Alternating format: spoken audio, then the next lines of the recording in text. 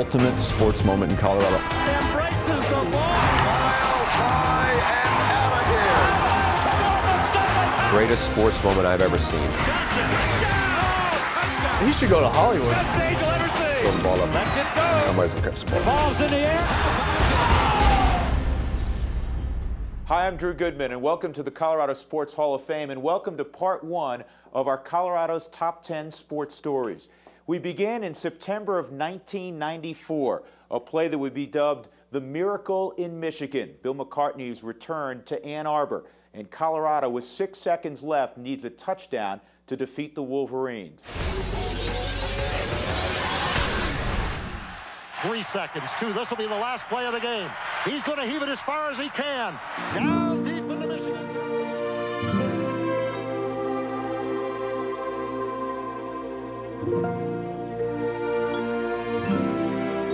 The ball's in the air. Colorado scores. The ball is tipped, and the Broncos beat again.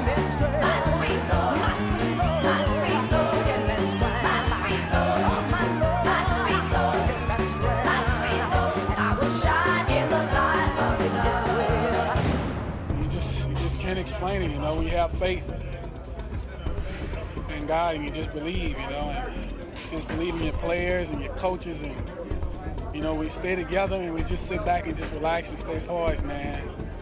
Anything's capable of happening.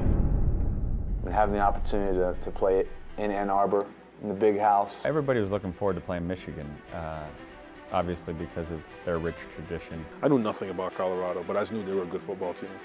And I was like, that's going to be cool, Michigan, Colorado. What was even more fitting is I wanted to go there to school, but they didn't recruit me, obviously, and I ended up going to Colorado. Colorado had to go 85 yards in 14 seconds. I thought they had lost the game. You know, how many times have you seen Hail Marys be successful?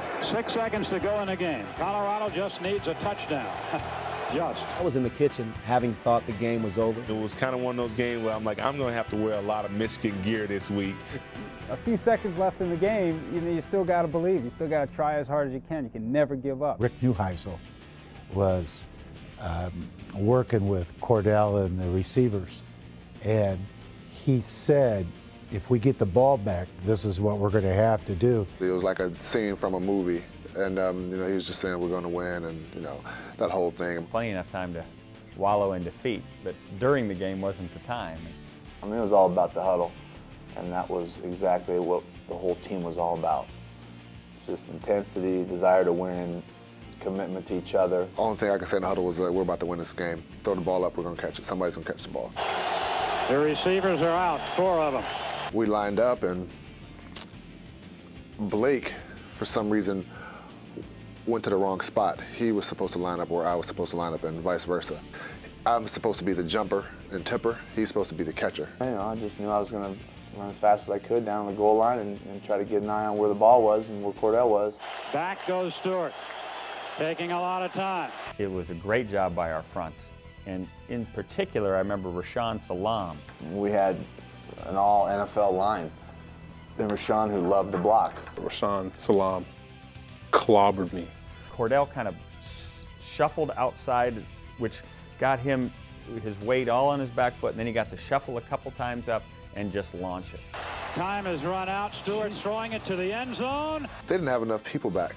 They had 4 linebackers or so, 20 yards or so off the ball. They let us pass by them.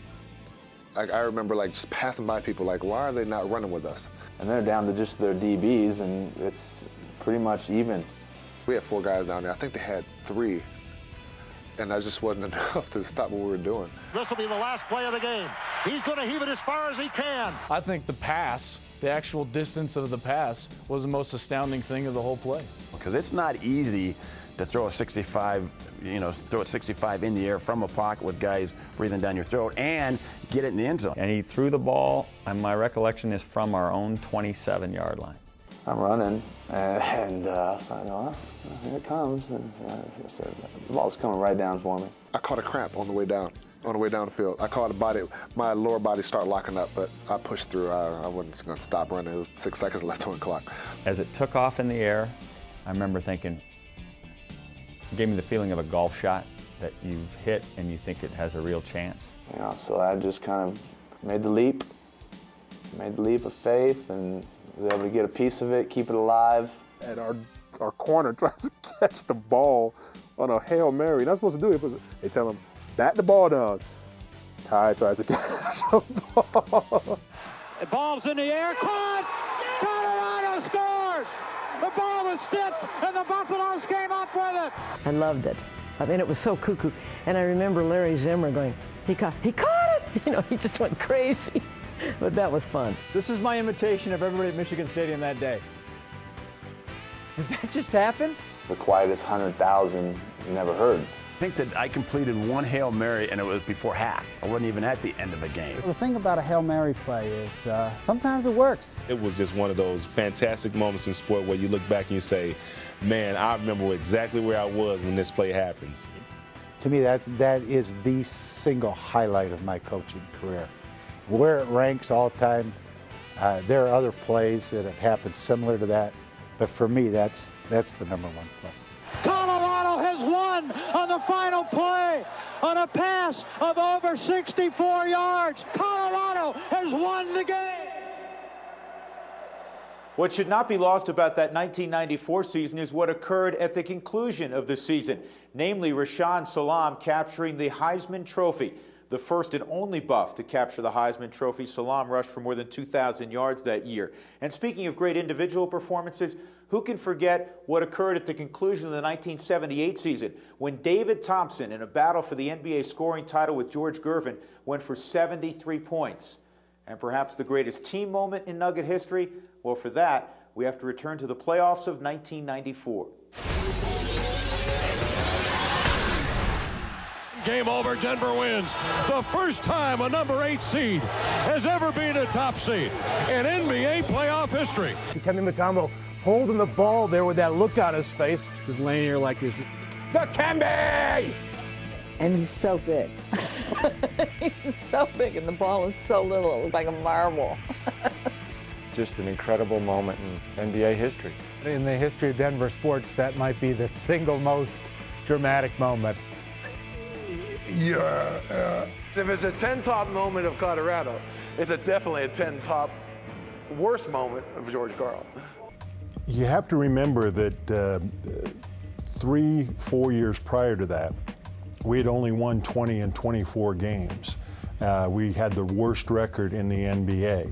And that team was tired of losing. They were tired of being called the worst team in the NBA.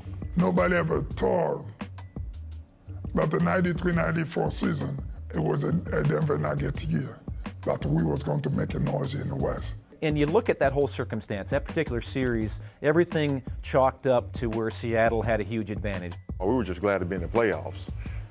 We didn't think about going out and beating the number one. There's no question about it that Seattle was definitely the team to beat going into the playoffs. The first game, Seattle wipes them out. The Nuggets, probably very young team. Most of their players didn't have playoff experience, so they probably have stage fright. We really got hammered. I've never been good about scores, but we really, I think it was 30-plus point deficit. We really got hammered in the first game. The moment got to us and we didn't execute very well. Thus, we didn't shoot the basketball well. We didn't rebound well. We didn't do anything well that game. There's one particular guy that had a broom. And he was waving it around and we're going to sweep you guys. We're going to sweep you guys. You guys don't have a chance. And we came back the second game and played a little better, but still we were beaten decisively. And I remember Dan Issel sort of cornered me in the visitors' locker room after game 2. It talked to me about the officials, which was quite rare for him, but he wanted it in the paper going into game 3 that he didn't feel they were getting a fair shake from the foul line. And I don't think it was till we came home that momentum really started to get behind our players, and not only our players, but the fans and the whole city of Denver. McNichols Arena was jam-packed. I mean, it was loud. I mean, you could hardly hear in there. Before that, I had never been to really good basketball games, and so I think that's what got me hooked on the Nuggets. They've been in the league for 16 years. I've never seen an atmosphere, felt an atmosphere like it did in Game 1 in Denver, Game 3 overall when the Nuggets came back 0-2. It was electrifying. I mean, with John Elway out there charging the crowd up.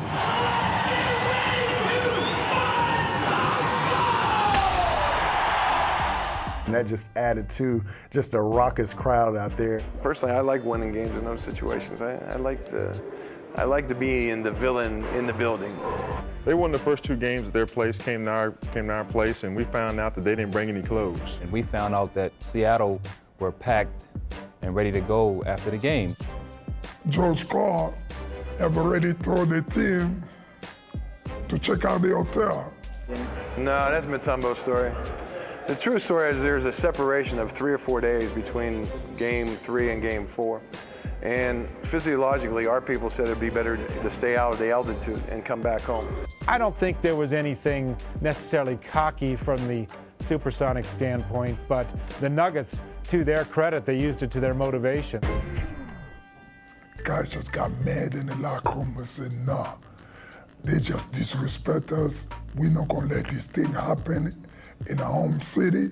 We're gonna show them what it's like playing in above the sea level. And that's where we came. The pride factor kicks in. You don't want to go down. You want to lose a series. You don't want to get swept 3-0. So you're going to dig down just a little bit deeper. And then they start gaining momentum. The X's and O's were the same throughout the series. What really happened in that series is that with each minute, our kids got more and more confident. After we won Game 4, I knew that we had the series. We were so happy. We were full of joy. We're confident. We've got no pressure. They've got all the pressure because they had the best record in the NBA that year. And they're 1 game away from being eliminated from the playoffs. I think the Sonics probably started pressing at the end.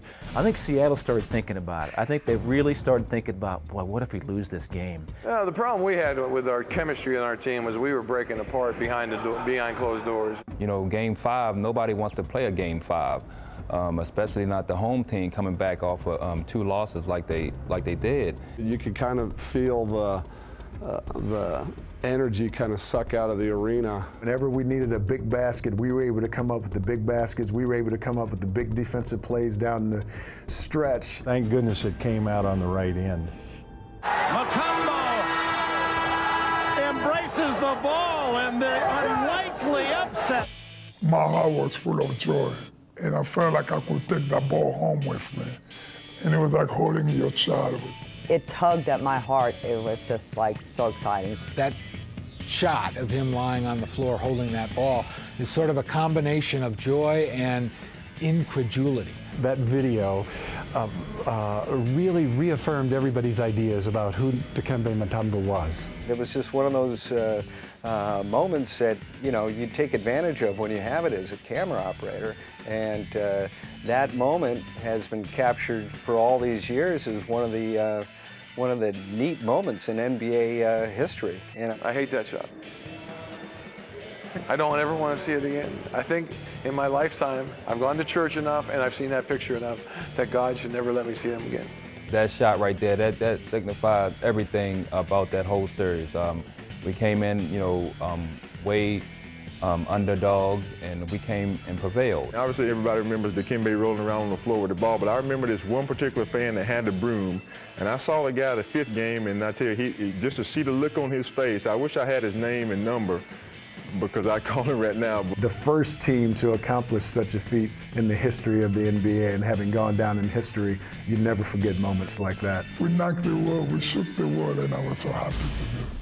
Clearly a great sports moment in Denver Nugget history, which almost led to an even greater sports story. The Nuggets, you may recall, in the next round against the Utah Jazz of John Stockton and Karl Malone were down 3-0 before they came roaring back, tied up the series, and forced a Game 7. And Game 7 was there for the Denver Nuggets to take. Unfortunately, the Jazz prevailed. Still ahead on part 1 of the top 10 Colorado sports stories. I was just yelling gibberish. I mean, I couldn't even make sense. Plus, the city of Denver has crowned several world champions, but it's the team that didn't win it all which still remains in the hearts of many Bronco fans. That was the greatest feeling I had as a football player, from my first set of pads until the end. This is the top 10 Colorado sports stories. Welcome back to the top 10 Colorado sports stories on FSN Rocky Mountain. I had to contain my excitement. You're like, well, this is a big one. It was exciting. The guys are excited. You're getting a legend. I mean, even I grew up watching this guy. I thought that was great leadership for us. Oh my God, I might have a chance to have this guy as a partner. This is going to be easy and fun. Despite the addition of one of the all-time great defensemen in the history of the NHL, the Avalanche fell short in their quest to hoist Lord Stanley in 2000. But shortly after, Bourque announced he'd be back for 01, and the Avalanche once again made big news around the trade deadline. The Avalanche were on a mission in 2001. It is our story number 8. That team was loaded. I mean, they were the most talented sports team of that time, and I'm not just talking about hockey. We had a great team, and we had superstars, we had great role players, and obviously we had Patrick Wall-Net. We all put our ego aside, and we were on a mission. I've never been around a team where from day one the agenda was so etched in concrete. Right from the first day of training camp, I saw commitment in our players. From the beginning of the year, we had one goal, and that was to win the cup. Personally, I think that year's a lot of things went right. Already a formidable threat to win the cup, the Avalanche quickly became a favorite when general manager Pierre Lacroix found that one missing piece to the puzzle, acquiring defenseman Rob Blake, and in the process, sending Aaron Miller and fan favorite Adam Deadmarsh to Los Angeles. I was in Calgary, I remember it was probably 7 o'clock at night, I found out about it. And the next morning at 8 in the morning, I'm on a plane to Denver and playing that night. It was tough to see Adam leave. He meant so much to the franchise. But Rob Blake, at the time, he's around the league known as the best defenseman. He was just the one good piece that we needed. With Blake, we knew, okay, we've got what it takes now. All we have to do is go get it done. From the beginning of that season, everything had been going so well. You're like, why are they tinkering with this? If they don't make that trade, they don't win the Stanley Cup. After a 4-game sweep of Vancouver and a 7-game series win versus Los Angeles, the 2001 Colorado Avalanche seemed bound for greatness. But the aftermath of what seemed like a harmless injury left many experts questioning whether or not the Cup would return to Colorado. I remember Peter said that he doesn't feel really well, and so he's going to go home. And then next day we found out that he had a surgery, that they had to remove his spleen. I had no clue. I show up to the rink, and next thing you know, did you hear about Peter? Peter what? Your immediate thought was, as soon as you heard the news, I think, was, well, there goes the cup. We were all a little bit down. We knew we were losing one of the best players in the world. There was a lot of pain involved, and I remember asking the doc. He's like, it's going to be tough surgery. We're going to take away your spleen. And I'm like, oh, well, whatever. I didn't know what his spleen was. Peter goes down that can do so many things. He can challenge the other team's best centerman. He can go physically against the other team's best offensive defenseman. He can intimidate guys, and he can dazzle you. I'm thinking that's an awful lot for Joe Sakic to carry. Obviously, guys were really shocked at what happened. Here you advance, and then the next morning you wake up and you lose your best player. My question was, can I come back and play? He's like, no, and then that's what really hit me. Like, okay, then I start almost crying. Like, I don't want to miss the playoffs. I don't care about my spleen, but I want to be part of the team. Despite the loss of Peter Forsberg, the Avs stepped up and proved they were still a force to be reckoned with, defeating the Blues in 5 games. Next up, the defending champion New Jersey Devils. Even like one of the best writers, couldn't have come up with a better script. It was magical. It was magical in a sense where there were so many different elements that were so unique. Like our slogan as a team was Mission 16W. Well, the exit number in Jersey to go at the rink is 16Ws. I'll never forget sitting beside Ray before Game 6, and we were having a team snack, and just before we got on the bus to go to the game, and I looked at him, and he just put us at ease. He said, oh, well, let's just go out and have fun, and And then we all had a tingle, and I'm like, oh, we got to win this thing. The first 10 minutes, they just stormed us. And we're just sitting there, and Patrick's making save after save with the shoulders and everything, and we're like, we better get going here. And Adam Foote scores a goal from almost outside the blue line on Marty, and from that point on, we took over the game and just dominated. Winning Game 6, coming at home, it was just magic. I mean, the fans were in the game, and there was no way we could think about losing that game. I got on the air with Barry Melrose, and I said, Colorado's going to win this game, and Patrick Roy is going to be the MVP. And we got up to a 3-0 lead, and the clock started ticking a little slower than we would have liked at that time. And I remember like 10 minutes left in the game, and I was always looking at the clock, and it looked like the clock is not moving at all. Maybe a minute left of the game, and I came out in the hallway to be on with the guys on the bench a little bit, and Borka was there. He was crying on the bench. I just remember at the end of the game, it was just tough to breathe. I was really getting emotional and just trying to stay calm, and it was so tough to do because the emotions were getting the better of me, and they kept showing me on the big screen, and the people were just going crazy, and it was just it was an incredible experience. Jacques Cloutier, my assistant, and I, like we said, we have to put Ray back on the ice, and Ray spent the final seconds of his career on the ice, and he was one of the first ones to get to Patrick Roy, and it was like great celebration. I was just yelling gibberish. I mean, I couldn't even make sense. I was so excited. I couldn't make any sense of what I was saying. I mean, I listened to it, and I'm just like, The Stanley Cup to Joe Sakic. He immediately turns and hands it to Ray Bourque, who lifts it up and over his head.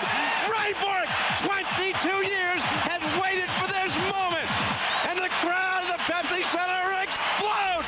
That was the ultimate, just finally, knowing that your name was going to be on that trophy and being part of it, and having the experience and having it work out the way it did was just an incredible feeling. I didn't tell anybody. I just, to me, if we won the Stanley Cup, I knew I was going to hand it over to him right away. For what he meant to our organization, obviously to the game, how badly he wanted to win the Stanley Cup. I thought it was just the right thing to do. I think a lot of us understood that that's probably what Joe would do, and sure enough, as soon as he got it, he passed it to Ray to lift and be the first one to lift it over his head for the Avalanche. I mean, the emotion was electric. I was looking up in the stands, and it was hard to keep the tears back because there's people crying. Everyone in the building had tears in their eyes. It was the greatest sports moment I've ever seen. I think that was the final chapter. It was putting a great closure to a great career, and the passion that he lifted that cup, like he lifted the entire city. After 22 years, I had accomplished everything I wanted to accomplish and way more, so it was a nice way to go out. So Bourque accomplished in Colorado what he could not after 21 seasons in Boston. And then the Avalanche raised number 77 to the rafters in a controversial move. After all, Raymond played just 94 games in a Colorado sweater. Coming up on the Top 10 Colorado Sports Stories. I was like, oh my goodness, this is divine. How lucky can you get? It's back to the gridiron, this time NFL style.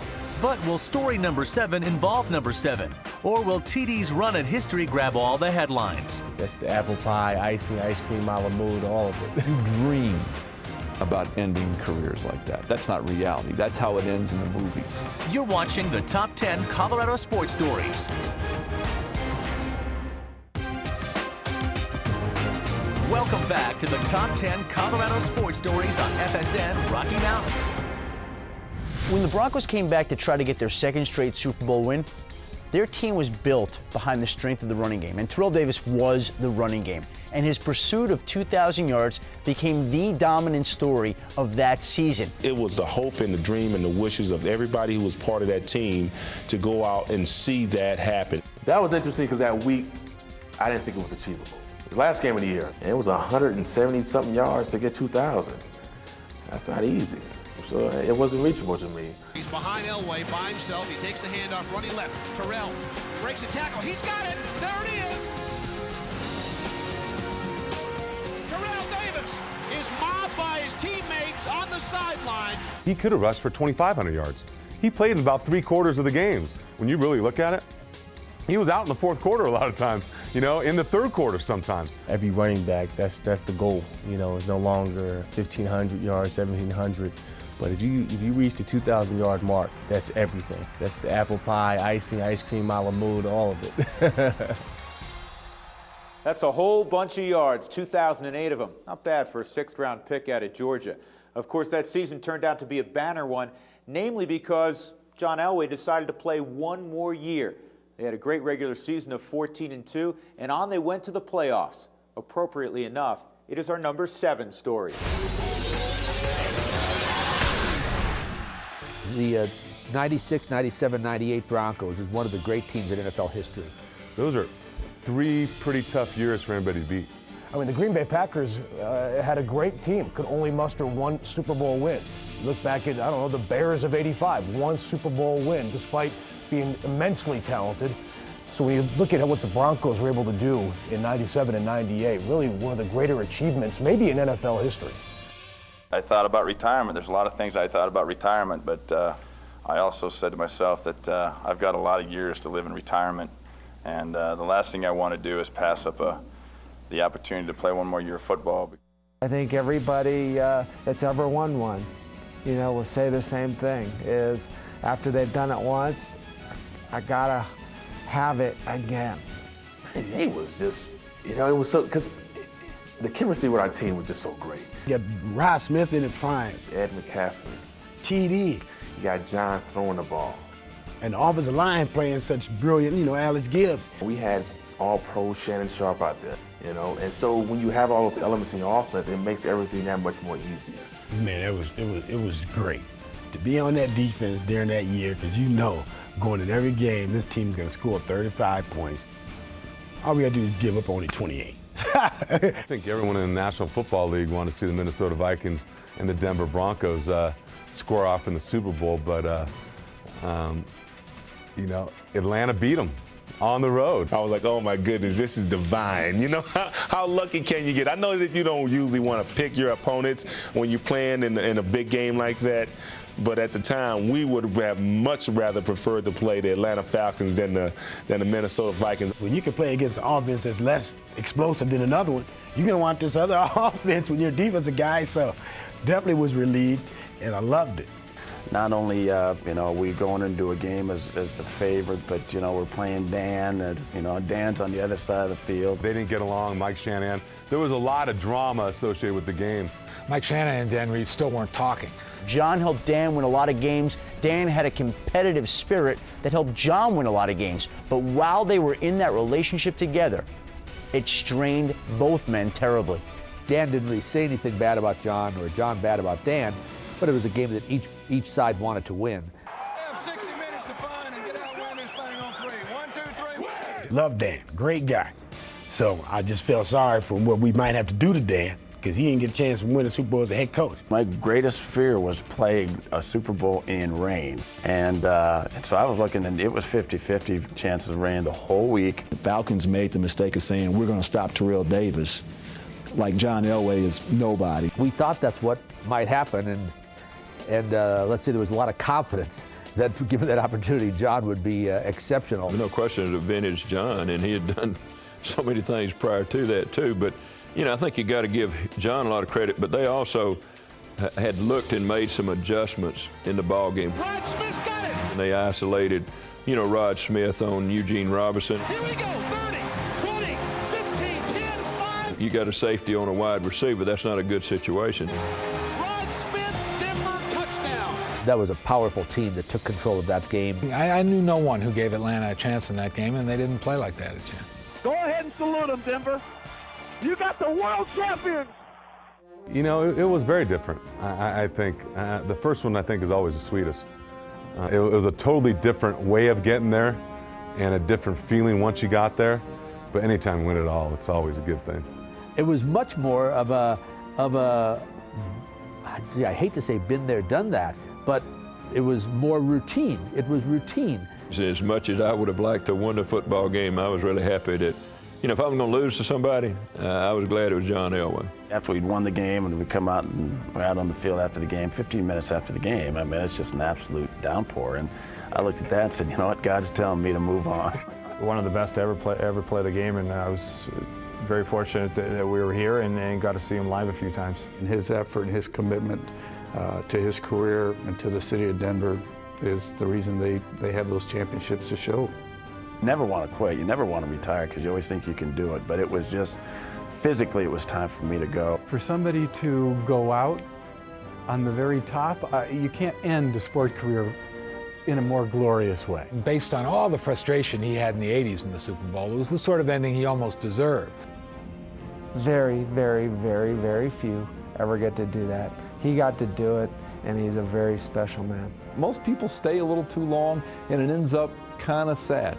His was how they do it in Hollywood. You dream about ending careers like that. That's not reality. That's how it ends in the movies. Following a script that began in his high school days in Southern California, John Elway went out on top. The Broncos captured Super Bowl 33. Elway, of course, was the MVP. Shortly thereafter, he announced his retirement. And 5 years later, he was inducted into the Pro Football Hall of Fame. Now think back to that great quarterback class of 1983. There are 3 Hall of Famers, Marino, Jim Kelly, and John Elway. Only one has a Super Bowl ring. There's plenty left on the ultimate Colorado Countdown show, including the story of the Grizzlies and Tigers and Bears. Oh my. Plus, who can forget their first crush? Lyle Zato, Billy Thompson, Tom Jackson, Joe Rizzo. The defense which started Denver's long love affair with the Broncos is next. You're watching the Top 10 Colorado Sports Stories. From the Colorado Sports Hall of Fame at Invesco Field at Mile High, here's Drew Goodman. Our state is rich in sports history and has played host to some of the greatest athletes ever. Let's take a moment now and take a walk back through some of the top Colorado sports milestones. Long before the likes of Elway, Anthony, and Helton were even a blip on the Colorado sports radar, the Centennial State was already rich in sports tradition. Boxing Hall of Famer Jack Dempsey from tiny Manassas in southern Colorado held the heavyweight title from 1919 to 1926. Then there was Wellington native Byron Whizzer White, the Rhodes Scholar, World War II hero, and Supreme Court Justice who put Colorado on the map as an All-American running back at CU in 1937. Whizzer White was a big fan of another sport dear to the hearts of Colorado natives, hockey. The success of DU and Colorado College highlighted the glory days, the two schools winning a combined 7 NCAA titles in the 50s and 60s. It's a homer by Babe Ruth. Yankee legends Babe Ruth and Lou Gehrig were once a part of a traveling team of minor league baseball players that played at now defunct Merchants Park. And well before the Rockies brought Major League Baseball to Denver in 1993, the Denver Grizzlies won a Western League pennant and an astounding 111 games back in 1911. The Grizzlies became the Denver Bears in '55 and won 4 more titles.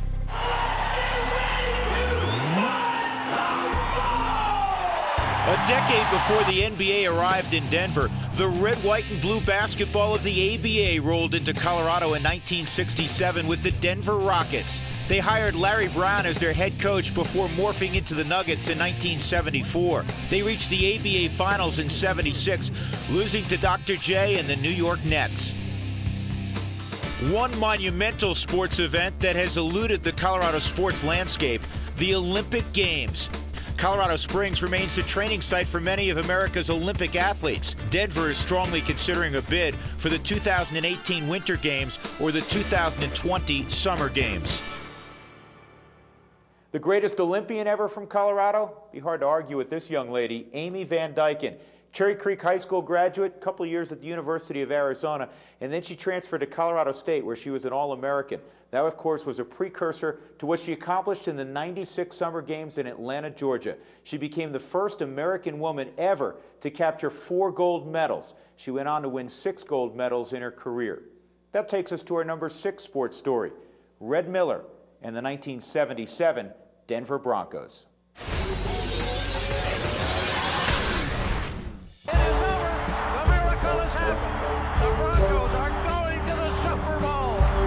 I will never forget that game. That was a big, big day. It was indeed a great, great moment, probably the greatest moment in athletics that I've ever experienced. At that time, that was the greatest feeling I had as a football player, from my first set of pads. Everyone began to recognize that something special was beginning to happen in Denver that never happened before. That was the greatest. It was spectacular. It was the first time that the Broncos were truly winners. The first of anything is always the greatest. What made us very unique is that we weren't expected to do very well.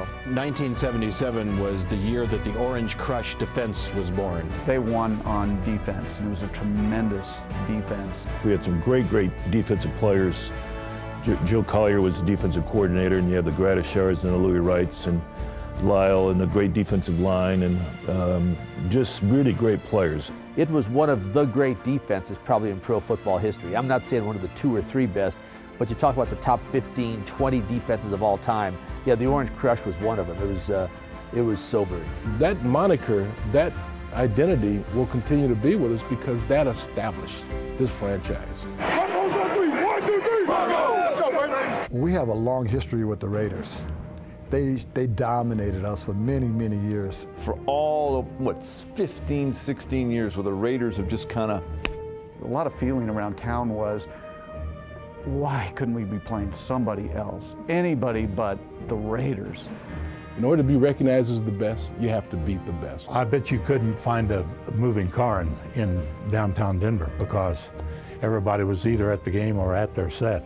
The city stopped because the Broncos were on. Craig Morton had gotten hurt in the Pittsburgh game, and now I told Norris Suisse, get ready. Sunday morning, I could barely get out of bed. I did get up, and a friend of mine, Lauren Hawley, came and picked me up to take me, and he says, "What do you think?" And I says, I don't know if I can play or not. I can't even walk. I mean, look at this thing. And he says, "You've worked too hard not to play." And so I went over to him as we were getting ready to go on the field. He said, "Well, you think you can go or not?" I said, "Coach, if you tie my shoes, I'll play." And so I tied his shoes, and he was black from his ankle clear up to his chest. I could back up pretty well. I don't know what I would have done. I couldn't run anyhow, but I mean, but I could set up okay, and I felt okay. I said, heck, if you guys protect me, we can beat these guys. It was cold. It was freezing cold, and that kind of gets lost in the thing. That might have been the coldest game ever played by the Broncos up to that point. It was freezing cold. No matter what the score was, we had a chance to win, and all we had to do was just play our game. When Haven Moses caught that pass and looked like he was going to get pushed out of bounds, and he went all the way for a touchdown, then you're like, wow, they're in the lead. They got a shot. Morton is back, throwing the pass for Moses at the 50, the 45, and down the far sideline. He is still in bounds across the 10, the 5, into the end zone. Touchdown! One of our standard plays between Haven and I was like a 20-yard in route. We call it a dig. And then if you want to go to the corner, you just call it dig corner. I was spread out wide. Craig brought me in motion toward the formation. And halfway through, the ball was snapped, and I went up the field, and Skip Thomas, who was a cornerback then, came up and played me real well. I don't know how far through. I didn't have to throw very far, but he was wide open. Craig led me perfectly, and Skip thought I was heading out of bounds, so he gave me a push. And I looked down, and I said, wait a minute, I'm not out of bounds. And I just remember turning up the field. Please score, and he kept going and going. No whistle was blown, no flags were thrown. That was pretty exciting. I mean, I said, I can't believe, I didn't realize it was that long. Boy, the emotion that gave us, you talking about a big lift, especially in a game like that, is huge. After we scored, it was like, hey, that was just kind of what we do all the time. If we can do it against the Raiders, we got a good chance of winning this game. So it was kind of like our intensity and confidence came back up, and I think the game was ours after that. That kind of motivated us.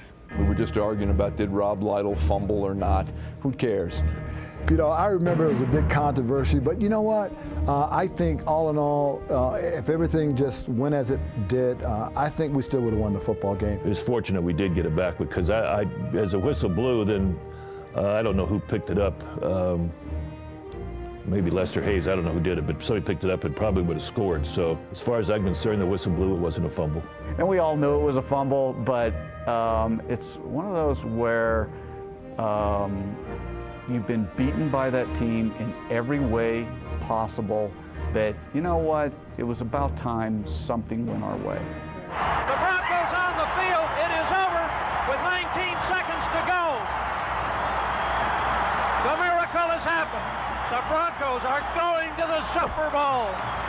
What I remember most about after that game was how the fans reacted. The fans poured onto the field and literally tore the goalposts down and tore up sod off the field because we'd won for them. It was a long time coming for that to happen, and I was so excited for them and the organization. I was so emotional. I went into I had to get off the field. It was so great to see it.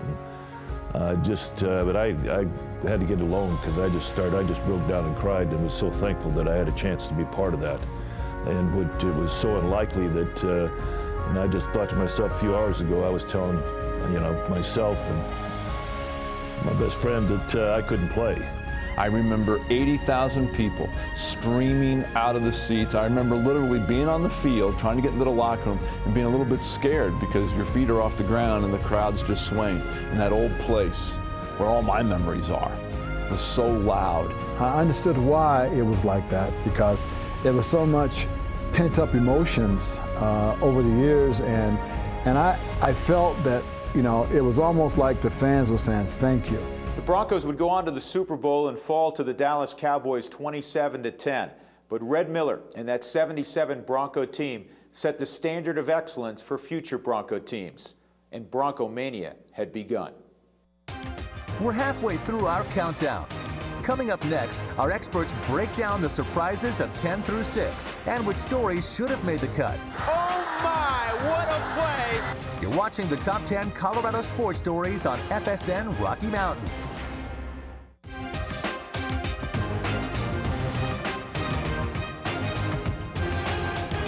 Welcome back to the Top 10 Colorado Sports Stories. You've seen the Hail Mary, the Nuggets upset of the Sonics, the Avs beating Jersey to get Ray Bourque his first cup, John Elway's sweet farewell victory in Super Bowl 33, and the 77 Broncos beating the Raiders for Denver's first AFC championship.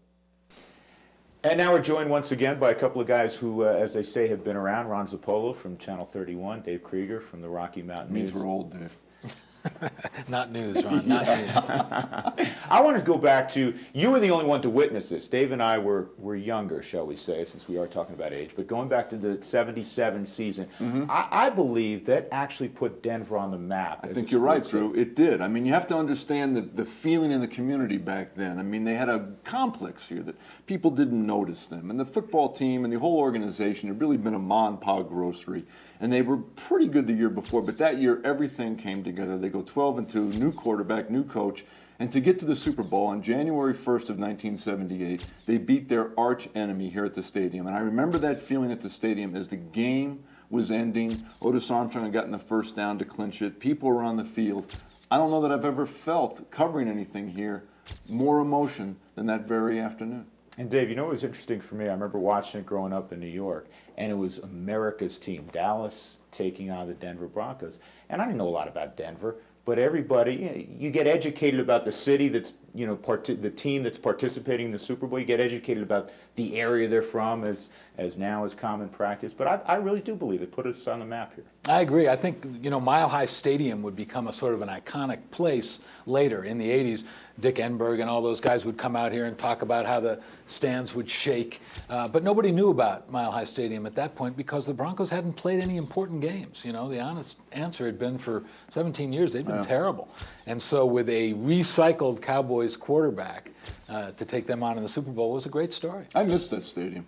I miss that feeling, the noise, the feeling. And I know the new place is beautiful, and I've been in there as a fan and worked a little bit in there. But the old place, when you were in there, you knew you were in Denver, Colorado. That's the one thing that you can never quantify when you build these new edifices. You have no idea what it's going to sound like. You can talk about the great audio, but that place was loud. And when it was rocking, for those that were there, it will always be a very special place. I want to move on. I want to ask about maybe some moments that have not made our top 10. And I'll throw one out there. I remember when Colorado State, and I had the fortune of broadcasting this game, went down to Arizona and beat preseason #1, University of Arizona in football. They were Sports Illustrated's #1 team in the country. This is Colorado State. It's not a University of Colorado. Yeah. Remember that? I do remember it, and the one thing I remember is thinking, hey, this Sonny Lubick might be pretty good. This guy might be able to coach a little bit. Coach a little bit. Right. You know, I ended up doing his coach's show, and you know, you can look back and say Bill Snyder did a great job at Kansas State, but when you look back over the last 15, 20 years,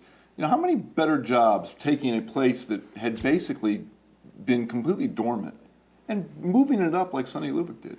I agree, and I think right about the same time frame, you know, the Nuggets upset of the Sonics makes the list, but everybody remembers from that series Dikembe Mutombo holding the ball and all of that. Not that many people, I think, remember that it was really the highlight of the career of a fascinating guy who came through this town for a few years named Brian Williams, who would later change his name to Bison Dele and would end up being shot to death by his brother 8 years later.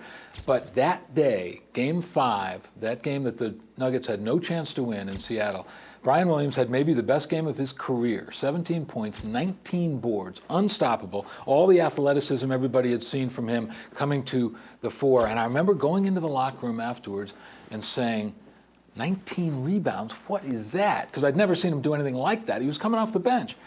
And he looked at me and he said, what is that? As if I should know. Hey, yeah. That's desire. And that's what it was all about with Brian Williams. When he cared, which that game really brought out the best in him, he was the best. And the rest of the time, he was really pretty much bored. He was one of the great interviews we've ever had here in this town. He really was. And you ask him a question, he'd give you a thoughtful answer. He would actually pause, which no athlete does anymore. He would pause, and he wasn't blowing you off. He was actually thinking about it. You know, the other thing about that series, I just wonder, had LaFonso Ellis not gotten hurt then after that, and they had kept that team together? Could have been special. You had Brian Stith. You know what they had, which maybe lacks right now, if I could take a shot? Heart. I mean, I know it's a term that's thrown around quite a bit, but those guys really played hard and they came together. Well, and they got killed the first 2 games of that series. Killed, and, absolutely. I mean, just had blown no out of the tub. No and shot. No shot. And Reggie Williams did a big shot in Game 3, and they figured out a way to win Game 4, and they get to Game 5, and you're thinking, oh, that's nice. Yeah, that's it. It's a nice little story, but here it goes, Okay. right. Not to mention falling down 3-love in the next series and coming back and really should have won Game 7 against Utah. A story for another day. We'll come back. More thoughts right after this. You're watching the Top 10 Colorado Sports Stories. Make sure you join us for part 2 of our countdown when we look at stories 1 through 5. Here's a preview. I knew we were in trouble. I think that we had to figure out a way to pick up the slack, and we're just hoping that Terrell was going to be able to come back. And I just told myself there's no way I'm going to walk this guy to lead off the game, and I just decided I was going to throw a pitch right down the middle of the plate, and I threw a pitch right down the middle of the plate. I remember I saw a slight hole to my right, and I tried to squirt for it, and Down by a touchdown, and Keith Bishop standing there in the huddle during a TV timeout saying, fellas, we got them right where we want them. I didn't see it scored. I didn't see it scored on the replay. We had to go run and talk to people. I think I saw a replay of the goal in about 1999. Thanks for watching, and make sure you join us for part 2 of our Top 10 Colorado Sports Stories. Till then, I'm Drew Goodman.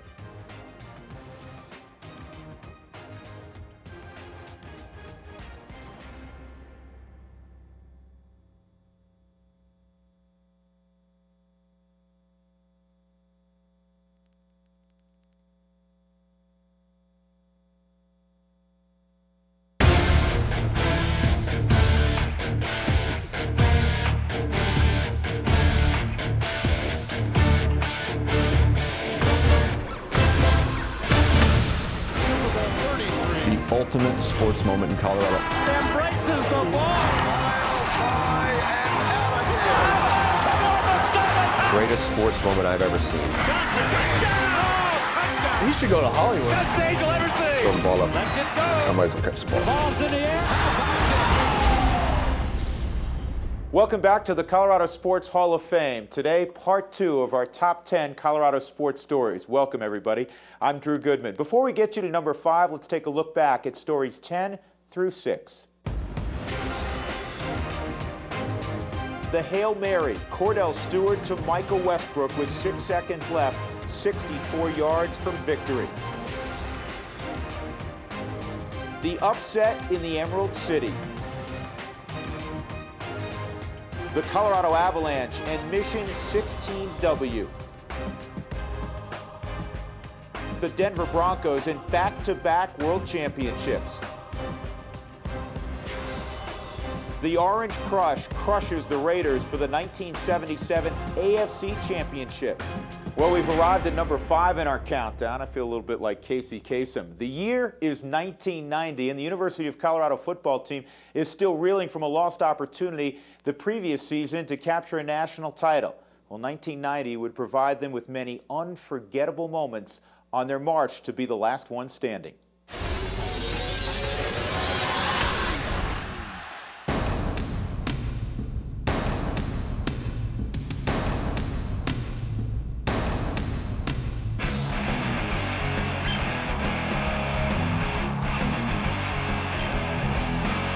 They basically had the same team they had the year before. They had gone unbeaten. And it was, until Notre Dame beat them in the Orange Bowl. There was momentum, there was confidence, there was a real strong leadership in the senior class. I think it was a accumulation of the fact that we were so good for those 3 years, 4 years. We had a Canavis, Alfred Williams, a Jay Lewenberg, a Darian Hagan, a Deion Figures. Everybody thought that, this was going to be a great year. It didn't particularly start that way. After 3 games, they're 1-1-1. We were ranked 20th now. We started first. Have you ever heard the expression, one man can make a dramatic difference? We call it the Texas turnaround. You ought to hear Coach Bill McCartney talk about that game. I mean, I get goosebumps just thinking about it. It was late in the third quarter. They were marching and they were ahead. And on the sideline, a disturbance broke out. Eric Bieniemy, smallest guy on the team, 5'6", has got the offensive guys in a huddle. I don't know where it came from. Our offensive players ran out into the field and met with our defensive players, with Bieniemy leading them. I just decided to call the team up and rally the defense to tell them, hey, we got your back, you got our back, let's do this. They had a pep rally out there. If you stop them right here, we'll take the ball the next drive, we'll go put it in the end zone. One guy who wouldn't accept mediocrity or defeat, he got everybody fired up. That game there really set the tempo of what was yet to come. They went back and beat the Longhorns. And other than the 5th down game at Missouri, they pretty much dominated the rest of the season. Yep, they're going to give Colorado an opportunity to run another one. Wow, 5 downs there at Missouri, October 6, 1990. It was 3rd and 2, 3rd and 3. And we threw a little bootleg pass to John Bowman. He slipped, as we had done all day. So I was sending the signals in, and I sent a signal into Charles to get up to the line and spike the ball. So 1 down, 2nd and goal from the 4-yard line. Double tight end. Bieniemy stopped at the 1. Coach McCartney told the referee, we have 18 seconds left in the game. We have 3 plays that we're going to run here.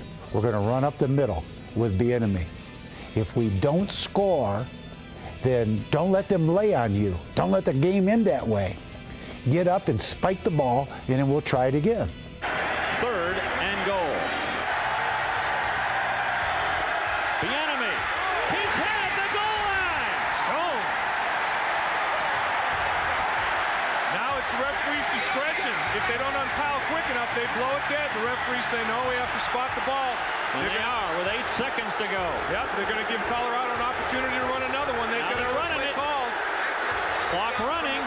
4th and goal. He downs it. Or was that 3rd down? That was 3rd down. That was 3rd down. I was just sitting there at the game, and I said, I thought they'd, wait a minute. I'm keeping stats for Larry, so I keep running play by play in the box. And Dave looked over at me and saw the mouth, this is 5th down. Jay Lewenberg was arguing with us and Coach Bill McCartney about spiking the ball on 4th down.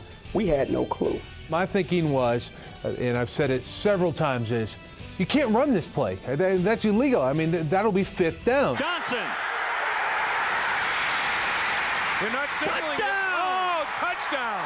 Kind of, falls at the inch line and gets up and starts running like, yeah, we won. And it's like, CJ, did you even get in the end zone? And it was like, he should go to Hollywood. I hear about it from Notre Dame fans especially. I think they're a little bit upset because it didn't take 5 downs to beat them in the national championship. All right, Bob, and with it, Ralphie, the Colorado mascot, makes makes his appearance, and here come the Buffaloes, the Big 8 champions. We had a lot of resolve. We were still smarting from what had happened a year ago, the missed opportunity. 1 minute 5 seconds separate the Colorado Buffaloes from their national championship dream. I had told Tom, kick the ball through the end zone. I look to the sidelines and I see Coach Holtz. He whistled and he's going ballistic. He's like, Rocky, don't fair catch, don't fair catch. And he gave like the middle return sign. And I looked at him, I started laughing. I was like, I gave him the thumbs up sign. I was like, Coach, it's gonna be okay, don't worry about it. The Rocket Ishmael was the fastest player I'd ever seen on a football field. And we pumped the ball. And said, uh-oh. The one person in the entire country that you knew could, every time he touched the ball, he could go all the way. That was probably not a wise thing to do. Rocket at the 10. And he's corralled for a moment, breaks into the clear. One man to beat, and he won't get him. The Rocket Ishmael has done it again. Touchdown, Notre Dame. I saw a slight hole to my right, and I tried to squirt for it. I remember my heart dropped, man.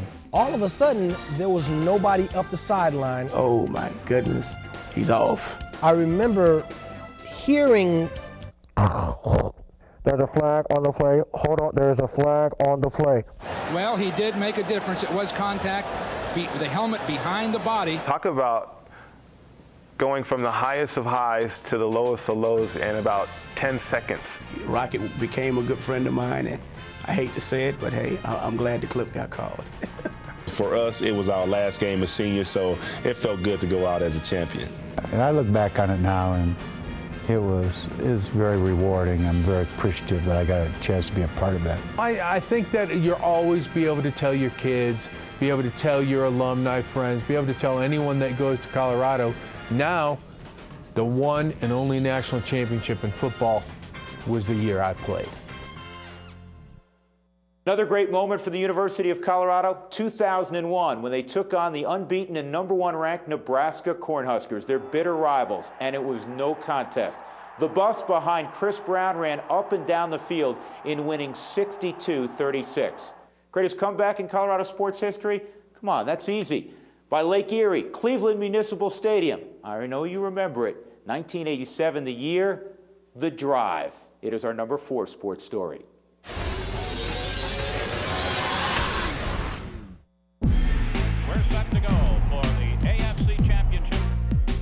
A drive is still deep in their psyche. It really felt like old-time football. A lot of woof, woof, woof, woof.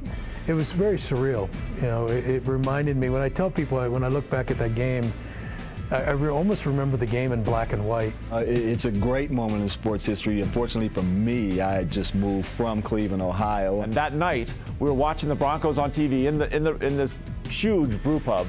And the bartender went up, and the Giants were playing on the West Coast, and so he turned the channels, and I went crazy. And my friend and I were there, and so we ended up having to bribe the bartender with $20 to change the channel back to see the Broncos do that drive. Is the best $20 I ever spent. I've kind of wiped all of that out of my memory. Next question.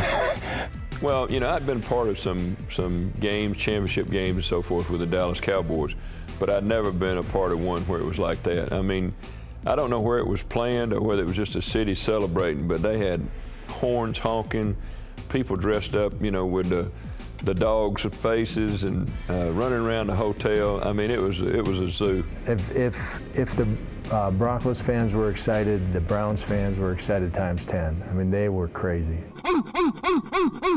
We got off the airplane, they were waiting, barking at us, throwing dog bones at us. We stayed at a downtown, kind of a tower-type hotel with an alley behind it, and they drove around our hotel all night long, honking their horns and barking and yelling, trying to keep us awake.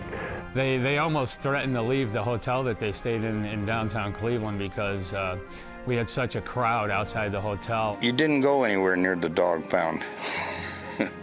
Not in my colors, anyways.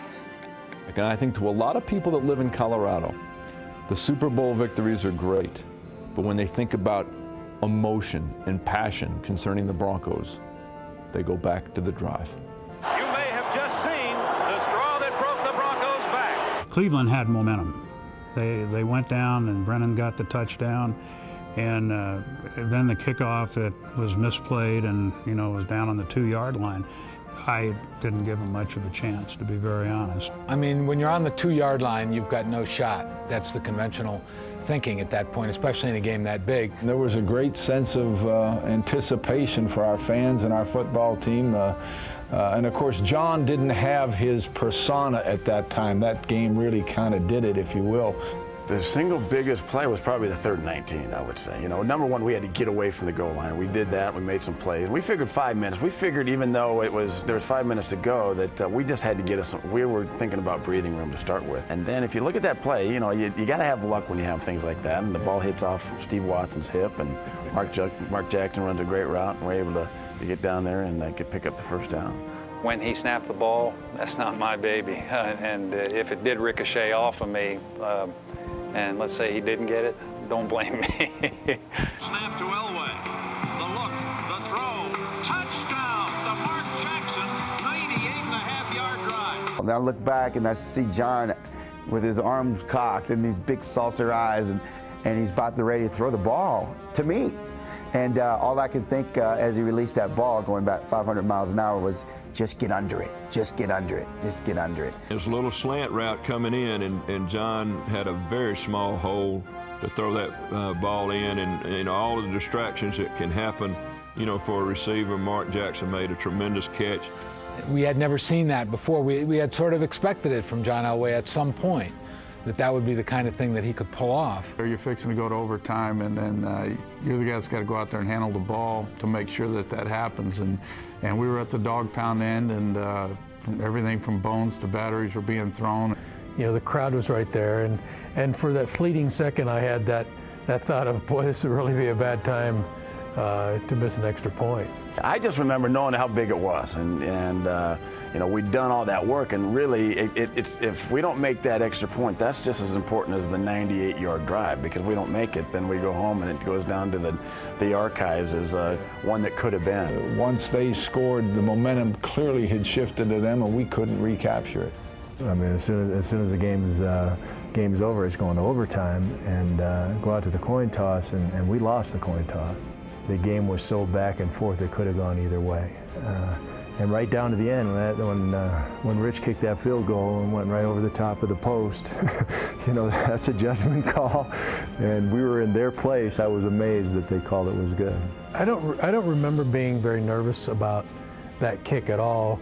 I do remember coming onto the field to kick it, and how nervous Elway was coming off. This will be a 32-yard try, dead center, behind the 22-yard line. I watched it kind of with a wide angle type view so I could see the ref underneath. I mean, who cares what the ball does? If the ref does that, it's 3 points. So. To win it in overtime, ball is down. Carlos's kick is on the way, and it is good. The minute it went through, I think I took off the other way because we were going to the Super Bowl. So that was a great moment in Bronco history. He always found a way to stick the dagger in, and he gave you the idea that you had life, that this could be the year, that this could be the game, that this would be the moment, and he just found a way to just break the heart of that city, which I think they still, if you go back there now, if you mention Elway's name. I know Cleveland fans all over the world. My wife sat in a box that was directly behind the goalpost, and to this day says that it was not a good kick. You take your football team, the guy that had all the pressure on him, was John Elway. Still living, because every year we talk about it, so that's why it never really seems to really go away. And 20 years, it's hard to believe it's been 20 years. We will get revenge. The next year in the AFC Championship game, it once again was the Denver Broncos and the Cleveland Browns. And once again, a single phrase would define the outcome of the game. It became known as the fumble, as the Broncos were clinging to a precarious lead when Ernest Biner, going into the end zone, was stripped by Jeremiah Castile, and the Broncos held on for a 38-33 victory. Still ahead on part 2 of the Top 10 Colorado Sports Stories. That's the #1 play. It was the greatest sports moment I've ever seen. Plus, Patrick Waugh and John Elway. They both won 2 championships in Colorado. But which Denver legend will walk away as the winner of the greatest story in Colorado sports history? He gave them the steely confidence to jump on his back, and they did. That's a competitor. That's a guy I want to play with. You're watching FSN Rocky Mountain.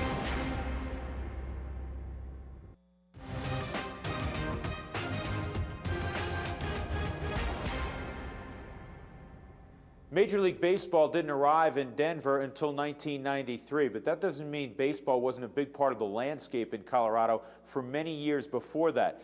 In fact, I take you back to July 4th, 1979. The Denver Bears at home were trailing 14-7 to the Omaha Royals in the bottom of the 9th inning when they rallied for 9 runs and won 16-14. Sound familiar? But of course, the defining moment for baseball came with the arrival of the Rockies in 1993 and opening day at Mile High Stadium. My God, it's really here. It's baseball, Major League Baseball. We'd heard it so many times before. Charlie Finley was going to bring the Oakland A's. There were so many false starts. The San Francisco Giants were supposed to come. That was just pent-up anticipation. They were so excited. I've been in pennant races. I've been in Yankee and Boston Red Sox series, but there was something special about that. The first year, everybody waiting so long to get a team in Colorado and finally getting one. To me, it really legitimized Denver as a real true sports town. Even though it was a big, huge sports town before, we didn't have all the majors until baseball came. It made this market, this city, complete when it came to sports.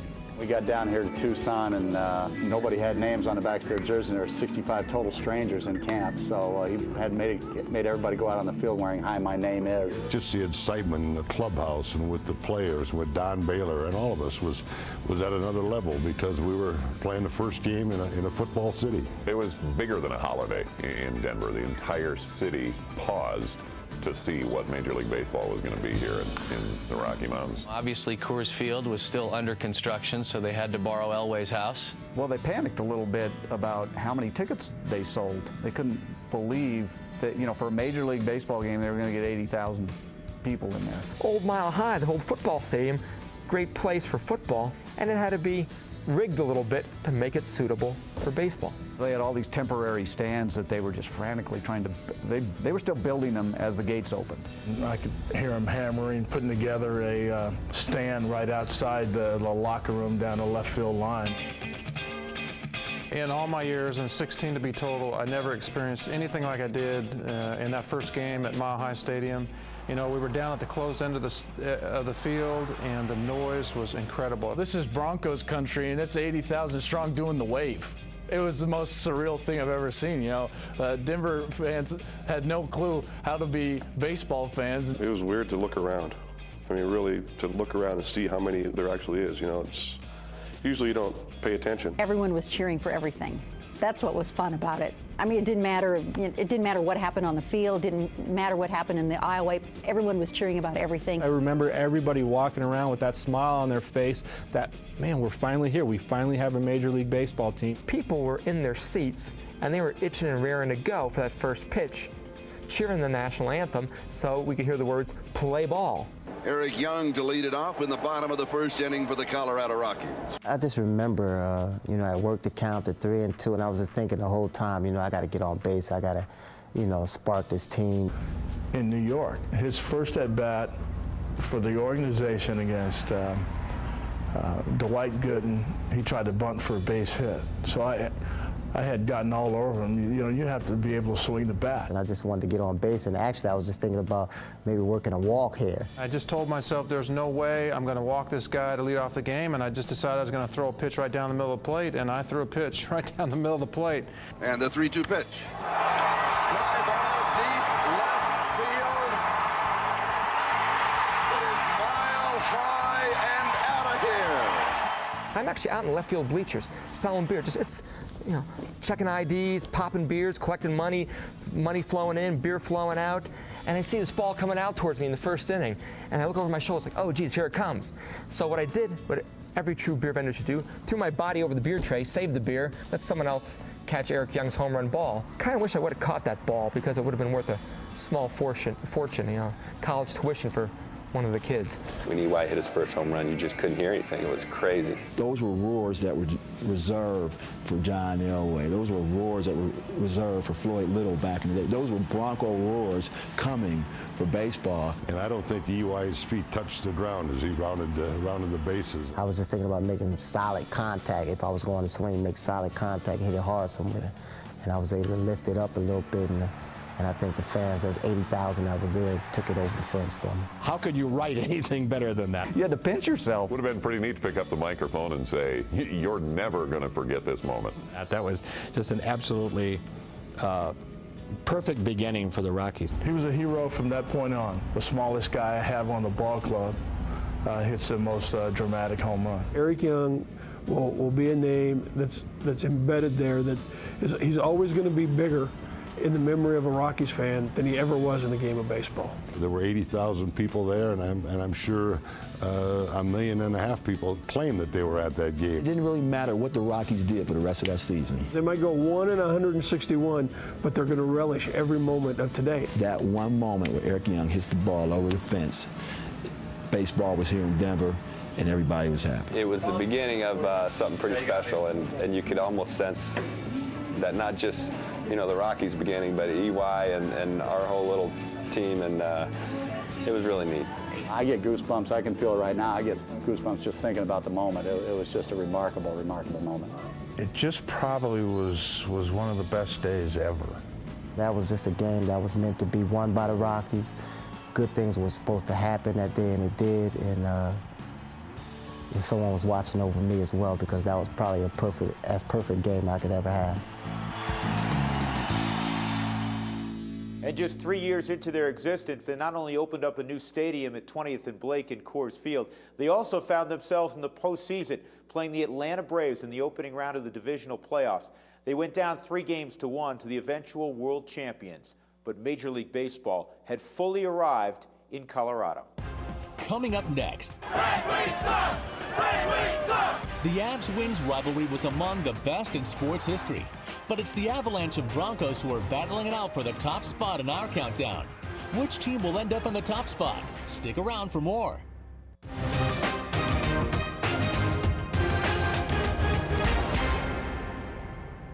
The thing about rivalries that we forget about is they begin in the playoffs. To me, it really started in the 96 playoff series with Claude Lemieux's rather careless hit on Chris Draper. It was a wrong hit at the wrong time, and it created a rivalry that lasted for many, many years. Everyone talks about the hit and everything and that, but the games were unbelievable.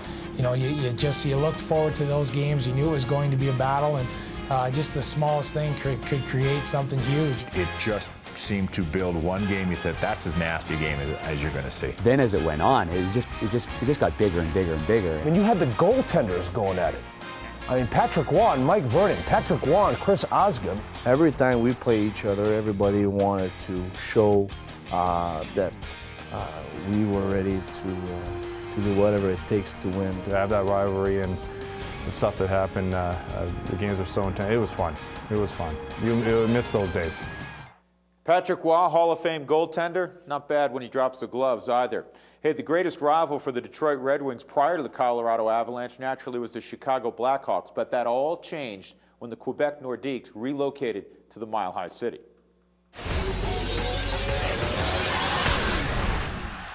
Quebec Nordiques have been sold to the Comsat Entertainment Group and will be moving to Denver, Colorado for the 1995-96 season. It was something that I think caught a lot of people by surprise, because the Quebec Nordiques in 94-95 were a real good hockey club. We had so many years of rebuilding, and then we finally got that team that they could really be proud of and excited for, and then we moved to Denver. It was a bigger market there, so everybody thought it was good for us to move. They were sad to leave the city. I thought it was great, a good city, but in the long run, it was great for us to move down there. Now we're in a U.S. market, in a real good emerging market in Colorado, that we're going to be able to keep this great team together, and maybe instead of getting rid of people, we'll be able to add a few pieces and really challenge for something great. My career is now taking a new direction, a new turn. If there was a team that could have grab Patrick Waugh. There were maybe a couple of them at the time. The speculation was that it wasn't going to be Colorado, that Colorado never came up in the conversation. And Pierre Lacroix, who used to be Patrick Waugh's agent, was smart enough to keep everything under the radar. You know, it was just a no-brainer that we wanted to have the goaltending situation resolved, and we wanted to be comfortable. And the fact that the best goaltender in the game was available, there was no hesitation on our side. Basically, when you get traded, you love to be traded in a better situation. I thought going in Colorado with that group of players and the commitment that these guys were ready to make to win, it was a perfect situation. And that's all they needed. Everyone in the NHL knew that they needed a goaltender. And to get a guy like Patrick Waugh, you knew it wasn't going to be long before they were knocking on the door and winning Stanley Cups. Looking back, the series in '96 against Chicago, the second round series, was the best playoff series I ever saw. The Avalanche were losing 2-1 in Game 4 in Chicago. In that game, Jeremy Roenick had a breakaway to win the game and put Chicago up 3-1, and Waugh stopped them. And then Sakic scored in triple overtime. I obviously remember, you know, the comment made by Jeremy Roenick. Yeah, it should have been a penalty shot. There's no doubt about it. I like Patrick's quote that he would have stopped me. I just want to know where he was in Game 3. Probably getting his jock out of the stands out of the Rafters United Center. Maybe. Patrick stepped forward and he made the comments about Jeremy Roenick. I can't really hear what Jeremy says because I got my 2 Stanley Cup rings plugged in my ear. I was very surprised to see how much it affected Roenick, get him off his game. That, I think, just got our swagger back, and our players knew that Patrick would back it up, and I think that they recognized if they'd play well that we were going to move past Chicago, and that was an important moment. Kamenski in front of Ozolek, hit the goal post, rebound, they score! It's over, and the Avalanche are going on to the 3rd round. It was exciting, and we found a way to pull it out, and then you're facing the best team in hockey who had, I think it was 62 wins. Detroit was a good team too, and so we knew we were going to have to battle those guys. Against Detroit, you know, I don't know if a lot of people gave us a great chance. The Western Conference champion Colorado Avalanche go to the Stanley Cup Finals. To win that one and to have that rivalry start in that series, it was pretty special. It was a great run. Having grown up in Michigan and being a Red Wings fan, you just knew that whoever won that series was going to go on and win the Stanley Cup. And Colorado certainly proved the point, going into the Stanley Cup Finals and sweeping through the first 3 games. To be quite honest, most of the suspense was gone. It was sort of watching this magnificent goaltending duel between Van Briesbroek and Patrick Waugh. Picked up by Ricci. Ricci wanted a wraparound shot. Save made, Van Briesbroek on foot. Well, he was amazing, there's no doubt about it, and he was probably the reason why they were where they were. Back up to the blue line, crack to the shot. Wow, reaching, couldn't get it. Backhander goes over the net. Starting with Patrick in net, he was on top of his game, pretty much unbeatable by himself. I remember Mellenby had a one-timer wide open net. He made a huge save in Florida, and it was almost like that was the straw that broke us. We couldn't get it past him. It was just one great chance after another. And actually, the final shot wasn't even a great chance. It was just like it found its way in. Still held in, Uwe Krupp shot and score!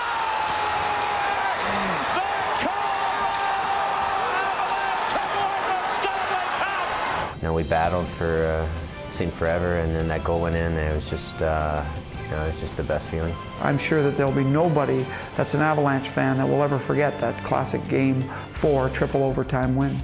We saw it in the parade. I mean, it was unbelievable. To have all of a sudden everybody follow you and cheer you on and become that, not just the city but the whole state a fan of yours. It was pretty special. I think the first one is always the most important because it just elevates you as a city. The team is elevated, but I think the city is elevated as well. And you could tell how hungry the city was for a winner by the number of people that showed out when we hosted the Avalanche parade. People knew it was a good team. They didn't know it was a Stanley Cup champion team, and I think people just grabbed onto that. They thought, we've got the best hockey team in the world in our backyard, and we are going to jump in and we're going to celebrate. And I was one of those people. It really is funny that the Broncos were the preeminent act in this town for so long, and the Avalanche came in, and boy, those Avalanche fans, what an agonizing 6-month wait to win a championship and experience the Stanley Cup. I mean, the first year, here's an NHL team. They might be pretty good. You got that Patrick Waugh, Stanley Cup champs. How must have John Elway thought about that? The one thing that I do remember, and it was kind of funny, and why I remember this is because it was probably true, is I can remember that Drew Litton had a cartoon, and it had Joe Sakic sleeping in his bed with the Stanley Cup sitting next to him, and me peering in through the window. And it was so true, because it was something that we wanted so bad in Colorado and for the Broncos that we were envious, but also very happy for them. So after just 9 months, Joe Sakic and Patrick Waugh, kings of the hockey world. As for John Elway, well, he wouldn't have to wait much longer to finally hoist a trophy of his own. Coming up next, the stories behind Super Bowl 32, the migraine, the helicopter, and the city's first NFL championship. This is the Top 10 Colorado Sports Stories on FSN Rocky Mountain.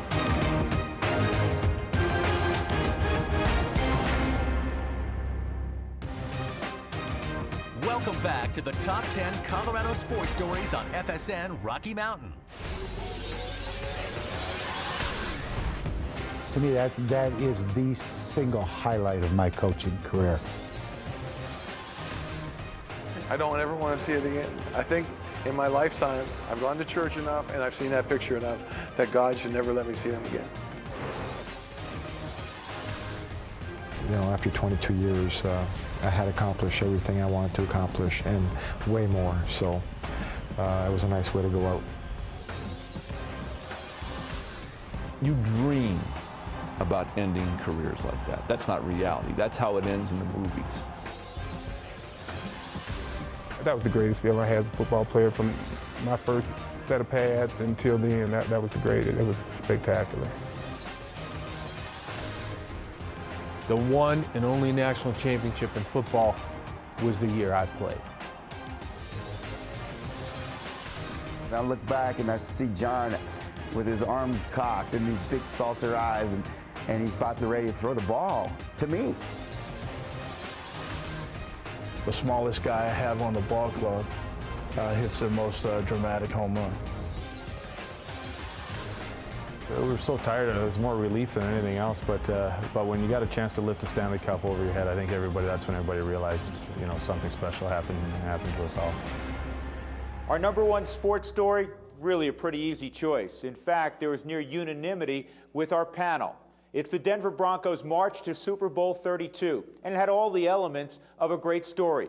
A wild card team makes good, a great quarterback in search of that elusive first title, and a fairly dramatic ending. Our number one sports story, this one's for John.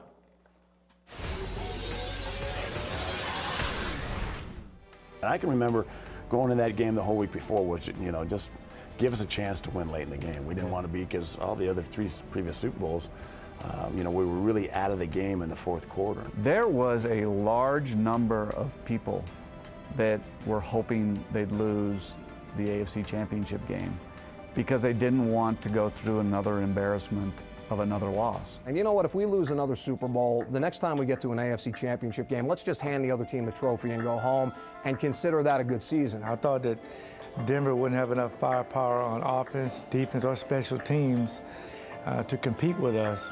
That game was one the Broncos weren't supposed to win, but you kind of felt they had the football gods on their side, maybe. I think Green Bay perhaps was a little overconfident in that game. That they were the defending champions, and here's Denver coming up, from the wild card position. And I really honestly think that helped Denver a great deal. We knew we were going to win that game, and no one else thought we were. And that kind of fueled us, because we was like, I can't believe people think we don't even have a chance. Being there in San Diego, the sentiment was the Broncos had no chance. But you could look in John Elway's eyes, and for some reason you just felt like the guy's going to get it this time.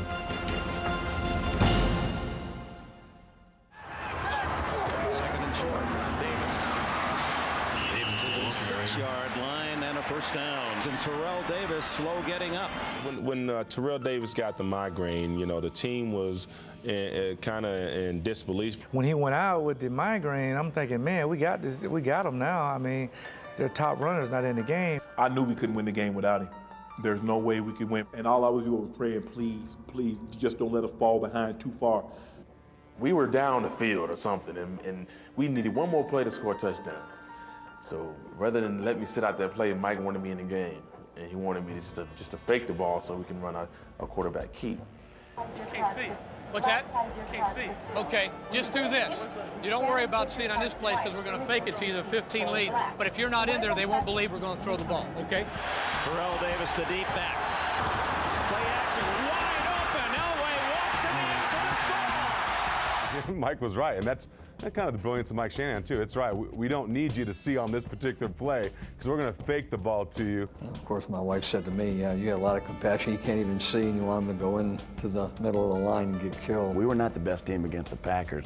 Terrell Davis made the best team. Those 5 guys up front made it because we could run the football. And I knew we were in trouble. I think that we had to figure out a way to pick up the slack, and we're just hoping that Terrell was going to be able to come back. I'm quite sure the 53 guys on the sideline were stressed out, but I'm quite sure there were millions back in Denver stressed out too when he went out the game. There was mixed reports that he may be okay, he may not. He's got a migraine. He may be back, he may not. He got a little nervous for a little while, but he came back, and when he came back, he fumbled the football. So we thought, hey, we better buckle up because we don't know what kind of game this could end up being. The migraine might have gone away, but how much was it affecting him? And so there was a little bit of doubt that we just wanted to continue to stay in the game. And I can remember going to that game the whole week before was, just give us a chance to win late in the game. John Elway always put his shoulder down and tried to get extra yards. And I used to tell him, John, don't take the lick. Just get out of bounds. He's going to put everything on the line for the game. Even if things aren't going exactly right, he's tough, and he's going to hang in there. Athletes will put themselves through tremendous physical pain so that they don't feel the pain of loss. Losing is a pain that doesn't go away. Packers jumping around, they rush 4. Plenty of time for John now, squeezes, steps up in the pocket. Elway can run inside the 10, head first. He dives behind the 5-yard line. My goodness. As soon as I got the ball, I knew I was going to try to get outside and make something happen. And when I got outside, saw I had some space and put the old 3-inch vertical jump on him and fooled him a little bit. Once we hit him, I thought he had fumbled the ball. But, once he hit the ground, I knew he had the first down. I said that was one of the most guttiest plays I've ever seen, to take on maybe 2 or 3 guys to get that first down. And right then, I knew we were in for a fight. That is, to many people, the ultimate sports moment in Colorado. To see this guy just throw his body out there like that, at his age, and to see that desire and the intensity and that nothing is going to stop me, mentality, everybody fed off of that. I've never seen one play affect a team the way that one play affected our team. The hair stood up on the back of my neck. He felt that's what he was paid to do, make plays. Third down, that's why Mr. Bolin paid him, to keep us on the field. And we made a poor call offensively, and he went out and made a great play and kept us on the field. At that point in time, I can remember looking at our sideline and just the adrenaline and watching our sideline and everybody jumping up and down. To me, and I can still, sitting here talking about it, I still remember how it feels when I got up and we had that first down, because that was a crucial first down for us, and we ended up scoring a touchdown, which was the difference. Pat Bolin comes out with the... This one's for John. This one's for John. Pat Bolin said it was for John, but it was for everybody. This is for Colorado Springs. This is for Pueblo. This is for, North Platte. This is for anybody who cheers for the Broncos. I've never been around a group of guys so unselfish that were genuinely cared about the success of someone else. They really wanted it to win it for John. And I think that's something special to be around. It doesn't happen a lot. My eyes welled up because it was like I saw a guy finally get something that he's been playing for really his whole athletic career. I think I cried. We all know that football's the big sport here, and the Broncos are the team, and it was really exciting. You could feel going into that for the 2 weeks before, the city going crazy and what it was going to mean if they won. You've got a guy that everyone respects, someone that's played so hard over their career and bumps and bruises and just never got to the final dance and got it done, and it was nice to see Elway get it done.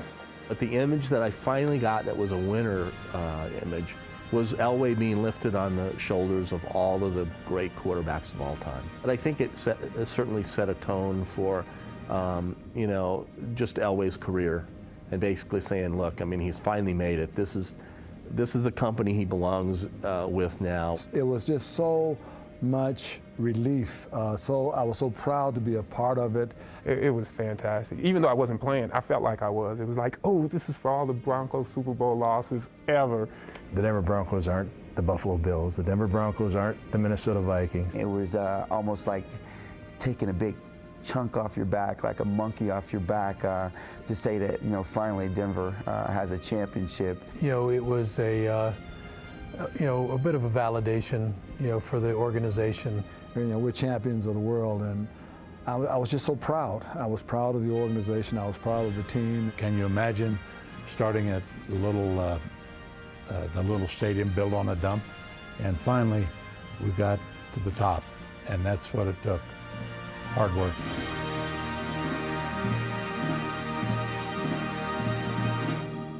An estimated 650,000 people showed up for the Broncos victory parade. Now think about that. This is a metropolitan area of about 2 million people. So basically, 1 in 3 people were at the victory parade.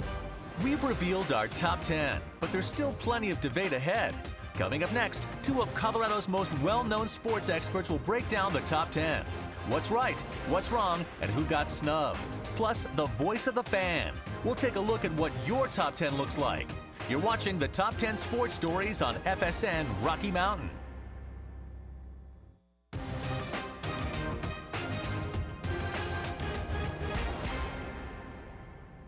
And we welcome back Ron Zappolo from Channel 31, Dave Krieger from the Rocky Mountain News.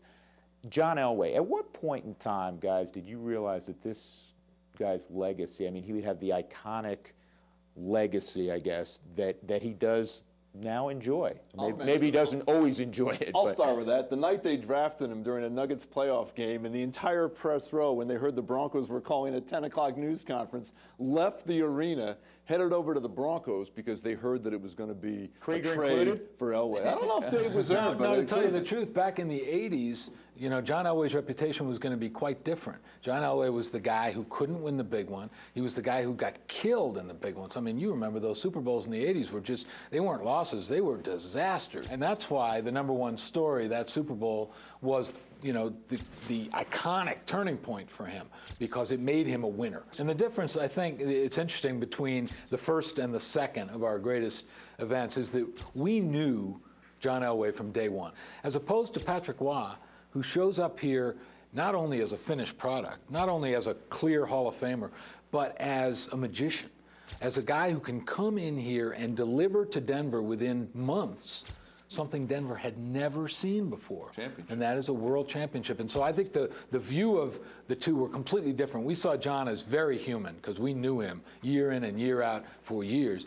And we saw Patrick as almost a deity because he simply came in and did what he said he would do. It's something that had never been done here. John Elway was confident, and you felt it all the time, and he did it on the field, and he was a leader.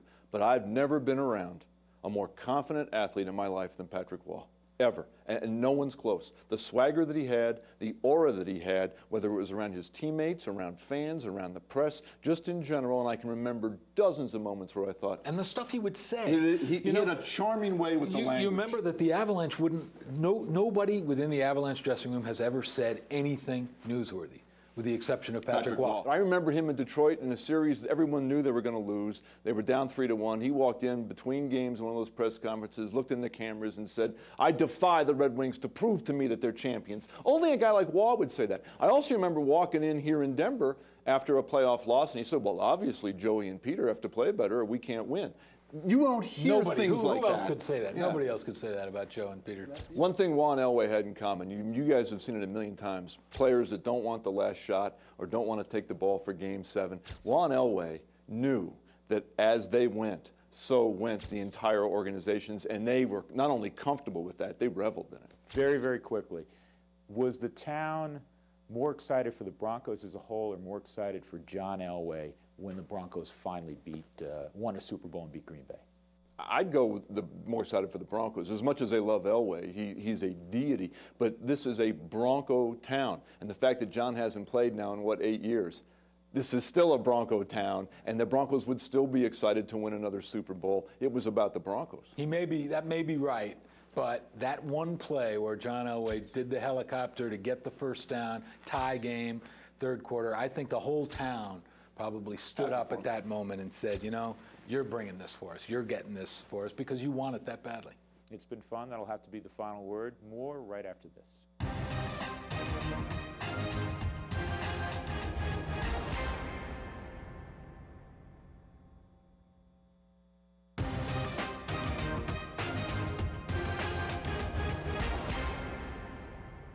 And welcome back to our Top 10 Colorado Sports Stories. I'm Drew Goodman.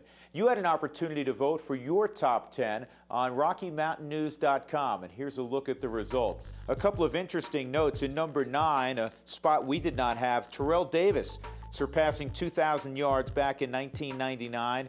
And the number 7 moment, a moment that touches all of our hearts. 8 months after the tragedy at Columbine, the Columbine Rebels win the '99 State Football Championship in December of 1999. And not a large surprise, 4 of your top 5 stories involve the Denver Broncos, with your number 1 story being the same as ours, the Broncos' victory over the Green Bay Packers to capture their first ever Super Bowl championship, a crowning moment for the franchise and a crowning moment for John Elway. This has been a blast to bring you the top 10 stories, and I think we all realize that we live in a special state and there have been a whole lot of great moments and great stories, with plenty more to come. That's illegal. I mean, that'll be 5th down. You know, if I'm going to lose to somebody, I was glad it was John Elway. It was a special time around there, and a lot revolved around Ray Bork. Kembe was a big, big part of what we accomplished. That first game was so busy. I think the only pitch I actually saw was EY's home run.